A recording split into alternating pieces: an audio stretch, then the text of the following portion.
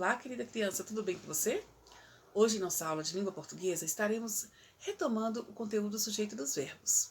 Vamos falar sobre o sujeito simples, sujeito composto, e também iremos aprender sobre o sujeito oculto, indeterminado e também a orações sem sujeito. Professora, mas existe orações sem sujeito? Sim, é o que nós chamamos de sujeito inexistente, tá bom? Então preste bastante atenção para depois você resolver todas as suas atividades com bastante tranquilidade e segurança, tá bom? Então, quando a gente se fala em sujeito, primeiro a gente tem que recordar o que é o sujeito, né? Sujeito é o quê? Ele é aquele termo, né, a qual se refere o verbo. É aquele que sofre ou pratica a ação verbal. Não é isso? E como eu identifico, né, para a gente fixar ainda mais o conteúdo de sujeito simples e composto, quando eu identifico que ele é um sujeito simples? Quando ele possui apenas um núcleo. E sujeito composto? Quando ele, né, quando ele apresenta o quê? Mais de um núcleo, dois ou mais núcleos, tá bom? Vou apresentar para vocês então agora um exemplo do sujeito simples. Mas professora, quando você fala em núcleo, o que é o núcleo do sujeito? Boa pergunta. O núcleo do sujeito é a palavrinha base do sujeito, é aquele termo mais importante, essencial do sujeito, tá bom? Por exemplo, se eu falar assim, a porta está aberta, você pergunta, né, pro verbo, quem está aberto? A porta. Então, é um artigo feminino a, no singular, acompanhado do substantivo feminino porta. Ah, então qual é o núcleo? É a porta? Não, o núcleo é porta. O núcleo ele pode vir acompanhado de artigo, de adjetivos, locuções adjetivas, tá bom? E ele também pode ser, né, como qualquer sujeito, ele pode ser o quê? Um numeral, um pronome ou um substantivo, tá bom? Então vamos agora recordar quando que identifica então o sujeito simples. Já sabemos que é aquele que possui o núcleo. Vou te mostrar alguns exemplos. Vem comigo. Como vocês podem verificar aqui, né, como eu já havia falado, o sujeito simples possui apenas um núcleo. Nós temos aqui dois exemplos. Ó, Ana comprou uma bolsa. Você pergunta para o verbo, quem comprou? Ana. Então, nesse caso, nós temos apenas um substantivo, então apenas um núcleo, sujeito simples. Eles chegaram cedo.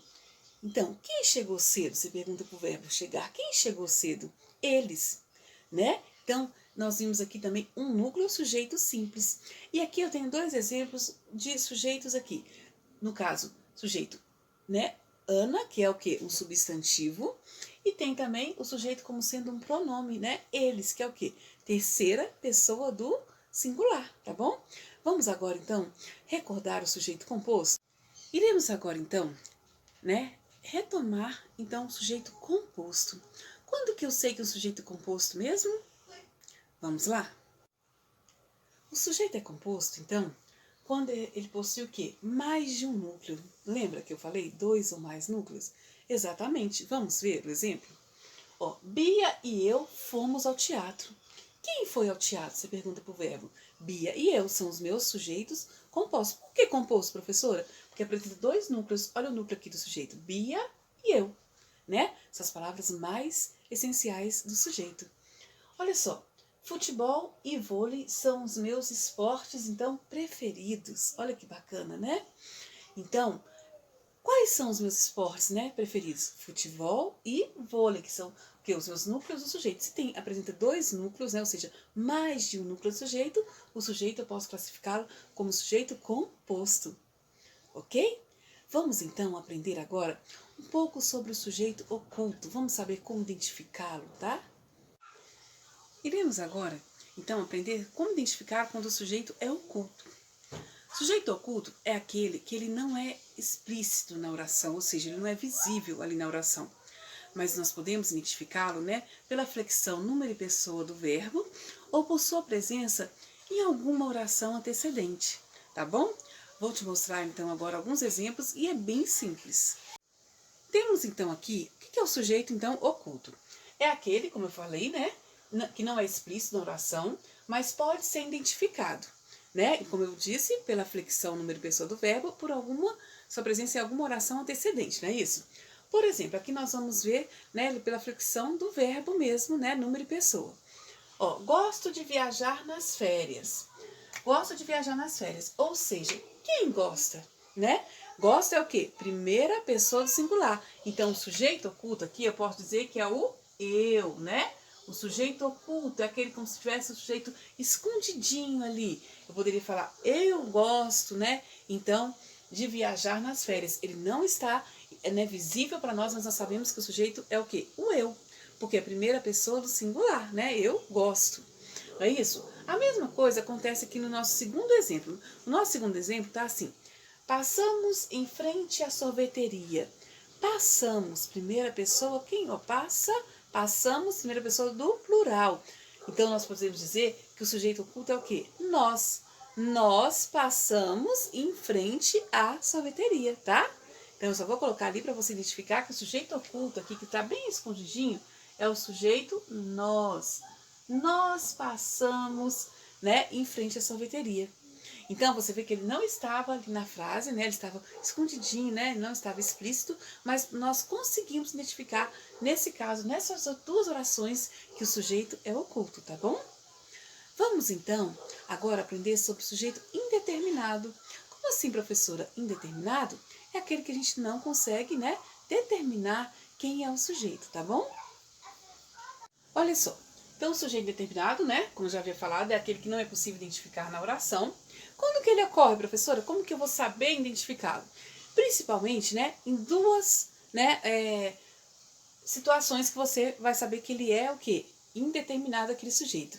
Quando o verbo vier na terceira pessoa do plural ou quando ele vier na terceira pessoa do singular acompanhado do pronome ser.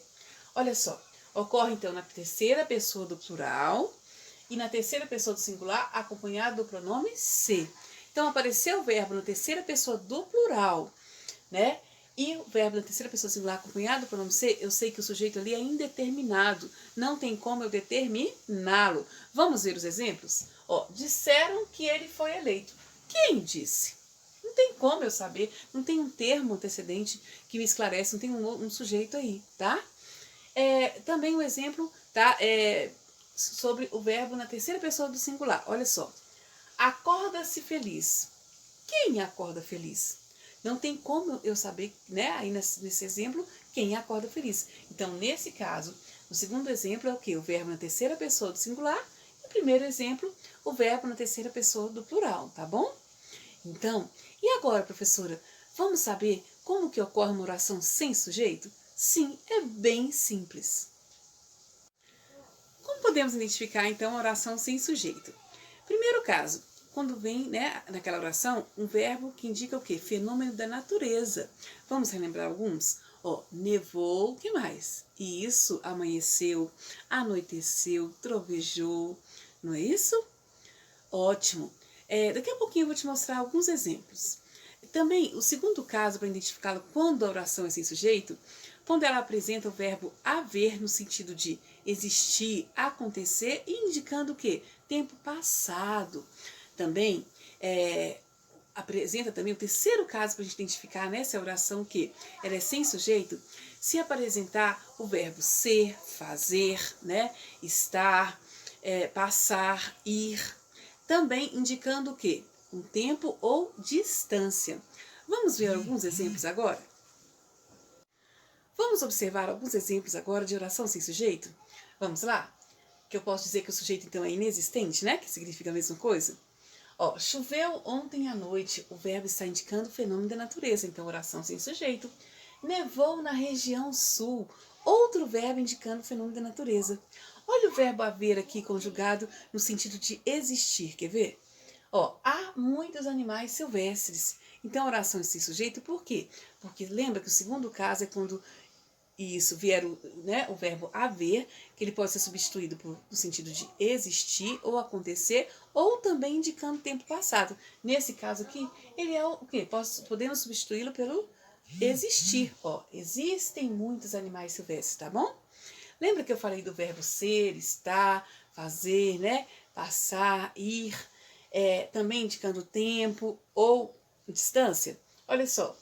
Está na hora do intervalo. O verbo está indicando o quê? Tempo. Está na hora do intervalo, é o tempo de ir para o intervalo, tá bom? Por hoje é só. Espero que você tenha aprendido, né, um pouco aí sobre o sujeito, principalmente sujeito indeterminado, oculto e oração sem sujeito, e, né, ter fixado ainda mais sobre o sujeito simples e composto do verbo, ok? Então, realize agora com bastante dedicação e capricho as suas atividades do formulário. Até a próxima aula. Tchau!